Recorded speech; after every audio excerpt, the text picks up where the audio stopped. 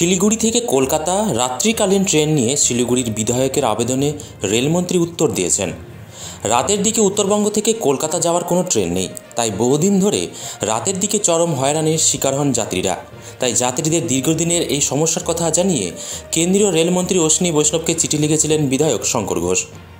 রাত 10:30টার পর শিলিগুড়ি থেকে কলকাতাগামী একটি রাতের ট্রেন চালানোর আবেদন করেন। উত্তরবঙ্গ থেকে রাত্রিকালীন ট্রেন চালানোর প্রস্তাব মিলতেই জবাব দিয়েছেন কেন্দ্রীয় রেলমন্ত্রীও। তবে জানা যাচ্ছে, রাত্রিকালীন ট্রেন চালানোর পাশাপাশি আরও কয়েকটি বিষয়েও দাবি জানিয়ে স্মারকলিপি প্রদান করেছিলেন বিধায়ক।